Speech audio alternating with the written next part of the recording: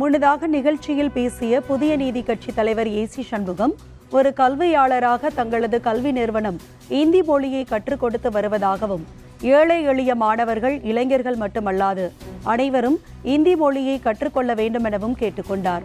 இந்தி மொழியை கற்றுக்கொள்ளாமல் இருக்க முடியாது. தனியார் நிறுவனங்கள் மற்றும் அரசு நிறுவனங்களில் இந்தி தெரிந்தால்தான் பணி செய்ய முடியும். இதனை அரசியலாக்க பார்க்கிறார்கள். தமிழக இளைஞர்கள் இந்தி மொழியை கற்றுக்கொள்ள வேண்டும். தமிழகத்தில் அனைவரும் இந்தி மொழியை கற்று தேர வேண்டும் என பேசினார். 40 கல்லூரிகள் இருக்கிறது. அதிலே நாங்கள் இந்தி மொழியை கற்றுக் கொடுத்து கொண்டிருக்கிறோம். பல இடங்களிலே, பல கல்லூரிகளிலே. அதுபோல நீங்கள் கற்க வேண்டிய முதல் மொழி இந்தி தான். ஏன்னா தமிழ்நாட்டிலிருந்து 3 தலைமுறைகளை சொல்லி சொல்லி அரசியலாக்கி அதை அழித்து விட்டார்கள். நானும் இந்தி போராட்டத்திலே கலந்து கொண்டவன் தான். ஆனால் அதே நம்முடைய அப்பை விஸ்வநாதன் தான் இந்தி போராட்டத்தை முதலாக துவங்கினார்கள். அவரே இந்தியை படித்தாக வேண்டும் என்று கடைசியாக அறிவித்து விட்டார்கள். ஆகவே அரசியலாக்கி கொண்டு இந்த பிரச்சனையை இருக்கிறார்கள். பெரிய இடத்து விட்டு பிள்ளைகள் பல பள்ளிகளிலே இந்தியை படிக்கிறார்கள், பல மொழிகளை படிக்கிறார்கள்.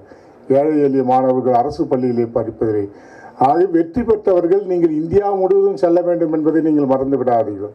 ஆகவே உங்களுக்கு நிச்சயமாக கட்டாயமாக இந்தி படித்தாக வேண்டும் என்பதை நீங்கள் மறந்துவிடக்கூடாது. இப்போதாவது ஒரு படிக்காதவர்கள் இந்தியை படித்து தெரிந்து கொள்ளுங்கள் என்று சொன்னால், தமிழ்நாட்டிலே உலகம் முழுவதும் தமிழர்கள் போகிறார்கள், தமிழ்நாட்டிலே இருக்கிறார்கள். ஆனால் இந்தியாவிலே எங்கே இருக்கிறார்கள்? இல்லை. ரயில் துறையிலே எடுக்க முடியுமா உங்களை? அல்லது வங்கியிலே எடுக்க முடியுமா? தனியார் வங்கியிலே உங்களை எடுக்க முடியுமா? அல்லது பெல், டெல், ஷிப்காட் எதிலே எடுக்க முடியும்? ஆகவே இந்தி மொழி இந்தியாவினுடைய இணைப்பு மொழி என்பதை நாம் ஏற்றுக்கொண்டாக வேண்டும். தமிழகத்தினுடைய எதிர்கால இளைஞர்கள் அதை படித்தாக வேண்டும். அப்போதுதான் இந்தியா முழுவதும் நாம் வியாபாரிக்க முடியும். இந்தியா முழுவதும் நாம் கொடிகட்டி ஆட்சி செய்ய முடியும்.